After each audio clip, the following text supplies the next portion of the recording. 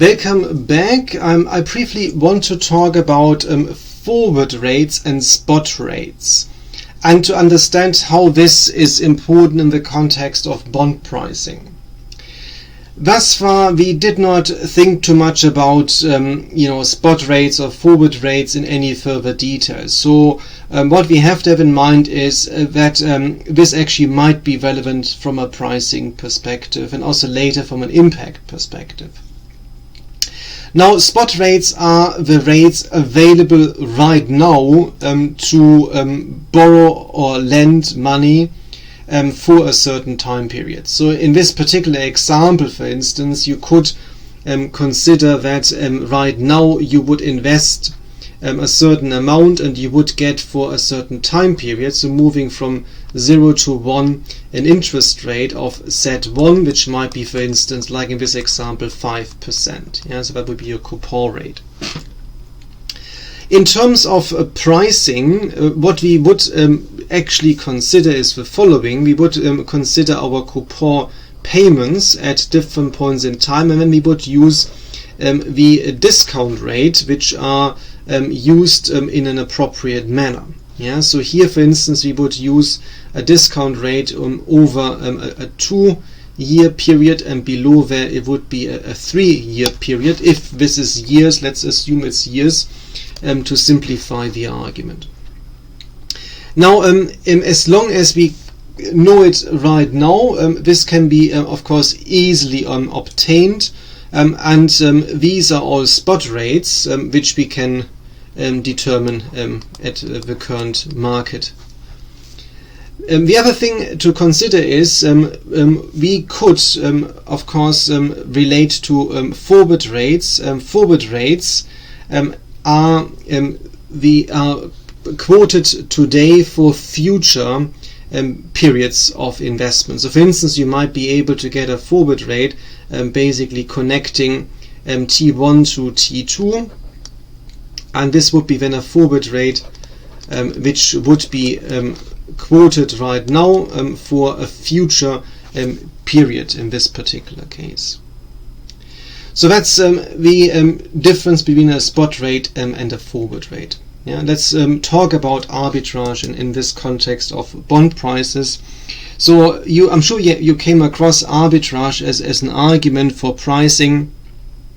It basically would state that if I have two securities that have identical cash flows, in the absence of certain frictions, shall we say, they should be priced equally. But of course, that is not always realistic, because you make assumptions about perfect markets, so in terms of no taxes, no issues around liquidity, and so on.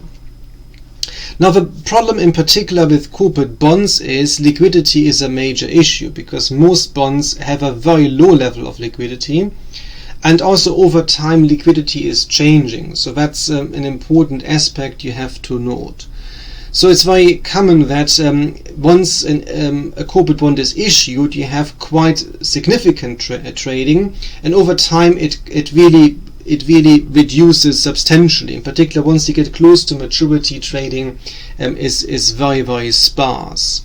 So put differently, even if you have an arbitrage opportunity, you might not be able to act on it because there is nothing you can buy or nothing you can sell because of a lack of liquidity. So the argument of law of one price, you have to be careful in this context.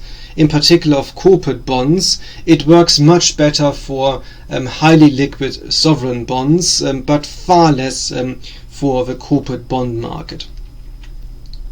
We already briefly outlined forward rates, so here just to re-emphasize that. So these are rates which I can secure now for any future date. And again, there are ways to construct forward rates from zero coupon bonds as well.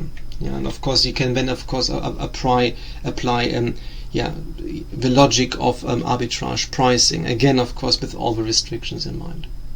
A few more conventions. The par rate is a yield to maturity that ensures that the price of a bond is equal to the par value.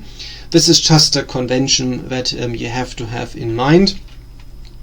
The other convention is to use a base interest rate. So the base interest rate is a minimum rate, which would be the bare minimum investors would be willing to accept. And of course, that has its foundation on the treasury bond market. And the argument there is that the benchmark is basically a no default security. So usually people would tend to use US government bonds to define base rates for different maturities.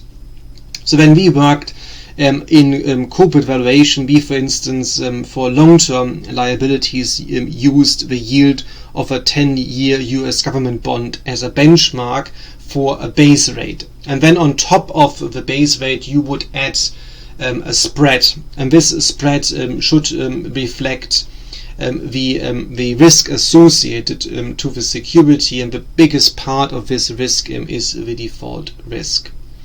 So this spread can be then also calculated in different ways. I just put on this slide a few conventions. So it's very common to look at the difference between bonds. So the difference in bond yields is a measure of spread, but also there is a relative spread and a yield ratio as well. But the difference between bond yields is the most commonly used measure. We will talk about this in more detail, in particular also in the context of risk, and here of course we will look at long-term exposure to climate change and other risk factors. Good, I see you in